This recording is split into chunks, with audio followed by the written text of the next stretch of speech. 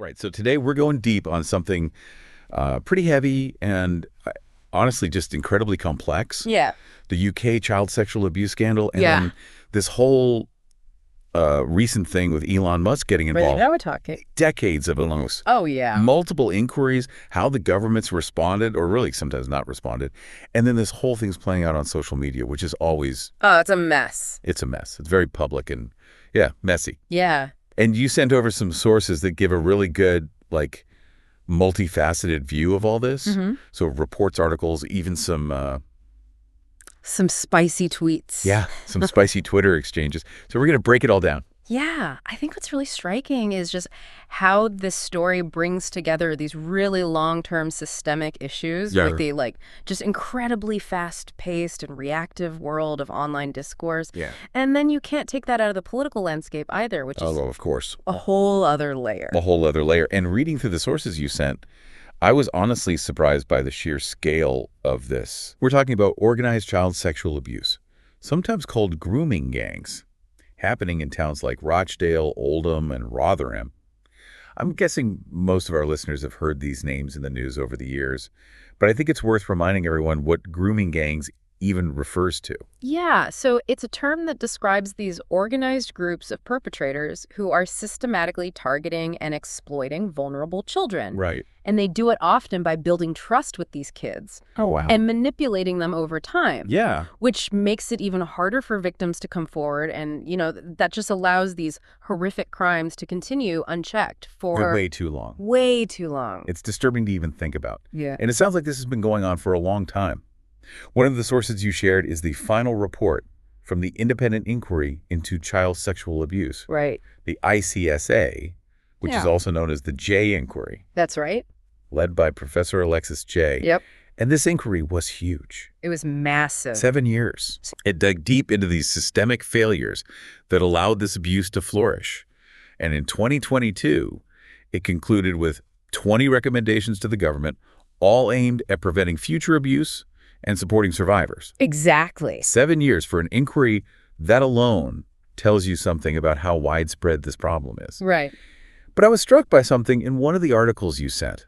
It pointed out that despite the government promising to act on most of those recommendations, they hadn't actually implemented a single one by the time they left office. Yeah, that's a major point of contention. Yeah. And it really highlights that gap between political rhetoric and then what actually happens, like concrete action. Right. And it feeds into this, broader criticism that both conservative and labor governments have faced for how they've responded to these cases. So the conservatives were in power when the Jay inquiry concluded. So they were the ones facing that immediate pressure to act on the recommendations. And now Labor's in charge, so they're in the hot seat. Yep.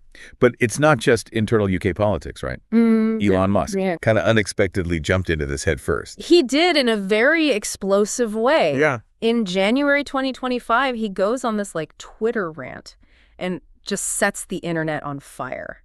Wow. He brands Jess Phillips, who is the current safeguarding minister, a ripe genocide apologist. For those who might not be familiar with UK politics, can you explain what a safeguarding minister does and why Musk would target her specifically? Yeah, so the safeguarding minister is essentially responsible for protecting vulnerable children and adults from abuse and neglect. Okay. So they oversee these policies and initiatives that are all about preventing harm and making sure that victims get the support they need. Right. Musk's attacks on Phillips were really personal, especially because, she managed women's refuges before she went into politics. So this wasn't just some abstract political debate for her. No. This issue hits close to home. Yeah. And Musk's accusations were just incredibly inflammatory. Absolutely. And it's important to remember that words have consequences. Your sources mention that Phillips has had to increase her security detail and limit her public appearances because of the threats she's gotten after Musk's tweets. It's a chilling reminder of the power of social media, especially when it's wielded by someone with as much influence as Elon Musk. For sure. It's just scary how quickly things online can escalate, and then the real world consequences that can follow. Oh, yeah. I can't even imagine being in Jess Phillips's shoes, having someone with Musk's platform, making these really serious and completely unfounded accusations. It's really something. And it raises all these questions about, the responsibility that comes with a platform like that. Totally. But going back to the political side of all this. Yeah. Musk didn't stop with Jess Phillips. No, he didn't. He also went after Keir Starmer. He did. The leader of the Labour Party. Yeah. Accusing him of being complicit in the rape of Britain during his time as Director of Public Prosecutions, right, or DPP. I'll admit, I'm not super familiar with the UK legal system. Yeah. So what exactly does the DPP do, and why would that position even be relevant to this whole scandal? Yeah, so the DPP is basically the chief prosecutor in England and Wales. Okay. So they're responsible for making decisions about, which cases to prosecute. Yeah. So they have a lot of influence over the criminal justice system. Gotcha. Musk's accusation is basically implying that Starmer just ignored these abuse cases when he was DPP. But one of the articles you sent, written by a journalist who actually broke some of the early stories about these grooming gangs, said the opposite. Right. They credited Starmer with making it easier for victims to come forward. Exactly. And said he increased the number of convictions in these cases. Yeah, and that's a good reminder that there are a lot of different perspectives. Oh, for sure. On these really complex issues, and we got to consider all those viewpoints. It's easy to just get swept up in the sensationalism of Musk's tweets and everything, but it's so crucial to remember that there's a lot of nuance here. And it's not always black and white who's right and who's wrong. Totally. And it's important to consider the impact of all this on the victims and survivors who are at the heart of this story. Of course. Their voices often get lost in all the political back and forth and the social media stuff. That's a good point. I mean, imagine you're a survivor of this horrific abuse, and then you're seeing your experiences being debated and politicized by people like Elon Musk. It must feel so dehumanizing and re-traumatizing. Absolutely heartbreaking. So that brings us to this other really crucial point. This whole debate about whether or not there should be a new national inquiry into the child sexual abuse scandal. Right. This was already a pretty hot topic before Musk even got involved, but his comments have just thrown gasoline on the fire. Oh, yeah, totally. Okay, so let's unpack this a bit.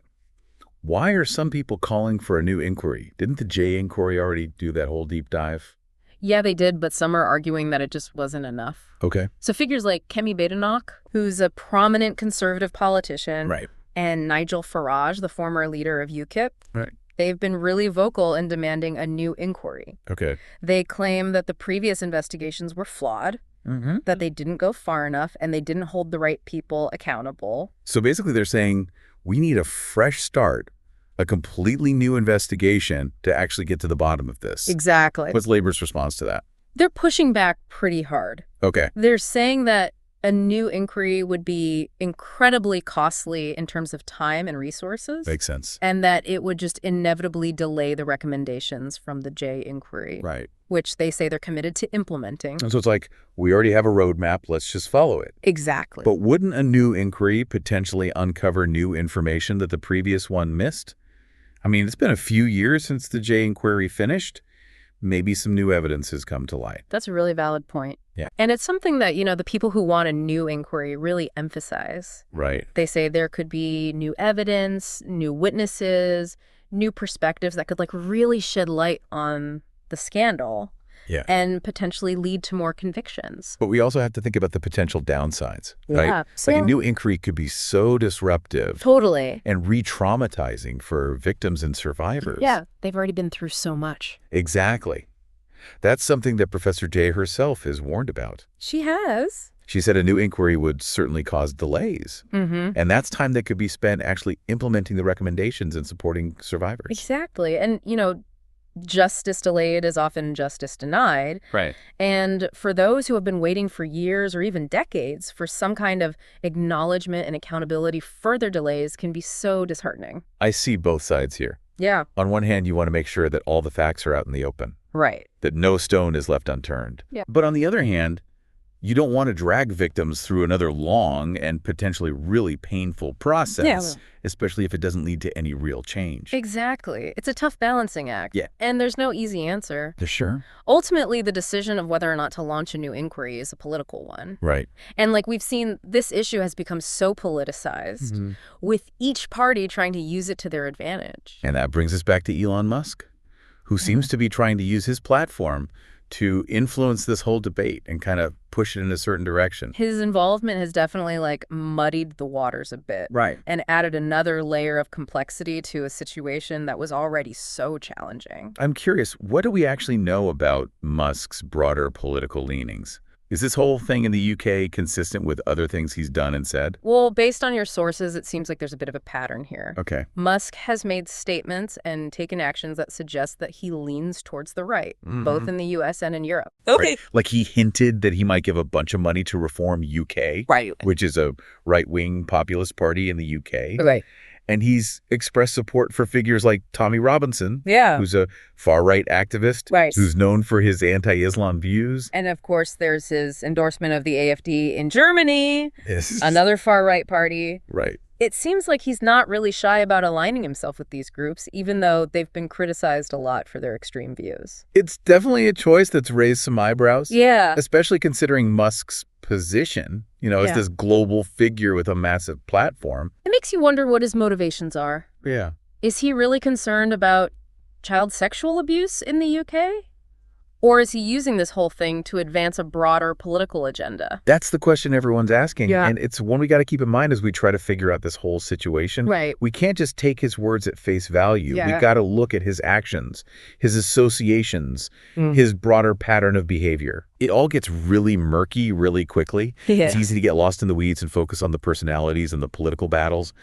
But I think we should circle back to the victims. Yeah. To the human cost of this whole scandal. Absolutely. At the end of the day, this isn't just some political football. Right. It's about real lives that have been shattered, real trauma that needs to be addressed, and real justice that needs to be served. Okay, I think we've covered a lot of ground here. We have. We've gone into the political dynamics, the role of Elon Musk, the debate over a new inquiry. I think we should move to our last segment. Okay. And try to pull all this together and figure out what it all means. Yeah, I think there's some really important takeaways here, some lessons we can learn from this whole deep dive that can help us, navigate this complex issue and actually contribute to positive change. Okay, so we spent the last two segments really digging into this whole complex and disturbing issue. We talked about the history of the abuse, the political battles, the role of social media, the impact on victims. And now in this final part, I'm hoping we can shift gears a bit and talk about what this all means for you, the listener, and what we can all do moving forward. Yeah. It's so easy to feel overwhelmed by a story like this, Oh, yeah. when it involves these powerful figures and these deep societal problems. But I really believe knowledge is power, and I think understanding these issues is the first step to actually making a difference. I agree with that. And I think one of the most important takeaways from this whole deep dive is that we need critical thinking now more than ever. Especially in the digital age, right? Especially in the digital age. We are just bombarded with information from all sides. Constantly. It's so easy to just get caught up in the emotional reactions. Yeah. That outraged, the blame game. Right. But that kind of thinking, it can actually prevent us from seeing the bigger picture. Yeah. Actually finding real solutions. It's like we were talking about earlier. It leads to all this finger pointing and punishment instead of focusing on preventing this and helping people heal. Exactly. But it's hard to be a critical thinker all the time. It is. We're all busy. We have our own lives. It takes so much time and energy to research and analyze everything we see. It's a challenge for sure. Yeah. But it's a challenge we have to embrace because the stakes are just way too high to be passive about the information we consume. Especially with something as serious as child sexual abuse. Exactly. Imagine, you're scrolling through your feed and you see a post from someone like Elon Musk making this huge claim with zero evidence. Right. It's so tempting to just take it at face value. Totally. Especially if it already aligns with what you already believe. Exactly. But that's when we need to step back and ask ourselves, okay, what is the source of this information? What's the agenda here? What could happen if I just believe this without questioning it? It's like you said earlier, we need to have healthy skepticism, especially online. Yeah. But skepticism isn't enough. What are some things we can actually do to support victims hold people in power accountable, and create a safer society for kids. Well, there are a lot of ways to make a difference, even if it feels small. Yeah. First of all, there are so many amazing organizations doing incredible work on the ground supporting survivors, advocating for policy changes, educating the public about child sexual abuse. Yeah. Donating to these organizations, even a small amount, can make a real impact. For sure. You know, volunteering your time, if you have it, is another great way to get involved. And even just like spreading awareness about their work, sharing info on social media, talking to your friends and family about it, all of that can help. I like that you said talking to friends and family. It's so easy to get caught up in these online debates. It is. And forget that those real-life conversations can be so powerful. Are so important. Yeah. It's about breaking down that stigma. Challenging harmful stereotypes, and creating a culture where abuse is never tolerated. And that includes calling out people who are spreading misinformation, people who are exploiting these situations for their own gain, people who are trying to silence survivors. It's about using our voices, however small they might feel, to stand up for what's right, call out injustice, and demand better from our leaders. We have a responsibility to use our voices, especially when other people are being silenced. Yeah, absolutely. And I think that includes holding people like Elon Musk accountable for their words and actions. I agree. I mean, he has this huge platform, and he's using it to spread misinformation and potentially put people like Jess Phillips in danger. We can't just let that slide. We have to be more discerning about who we listen to and who we give our attention to. And be willing to challenge people in power, hold them to a higher standard, demand that they use their influence responsibly. It's about recognizing that we're not powerless. Even when we're faced with these like massive systemic problems. Well, we can do something. We have a voice, we have a vote, and we have a responsibility to use those tools to demand better from our leaders in our society. And we have a responsibility to ourselves to stay informed, to have these tough conversations, to educate ourselves and other people, to never stop learning and growing. This deep dive has been a good reminder of how complex things are. But it's also shown us that we have the power to demand better, to speak up for people who are being silenced, and to work towards a future where all children are safe and supported. I think that's a great note to end on. Yeah, I know this has been a heavy episode. It has. But I hope it's left you feeling informed and motivated to make a difference. We can't ignore these difficult issues, but we can face them head on with courage, compassion, and a drive to create a better world. Beautifully said. I want to leave you with one final thought as we wrap up this deep dive. The road to justice and healing is long, and it's hard. But it's a journey we have to take together, supporting each other, holding each other accountable, and never losing sight of the human beings at the heart of all this. Thank you for joining us on this deep dive. We'll be back next time with another exploration of the most pressing issues of our time. Until then, stay curious, stay engaged, and stay hopeful.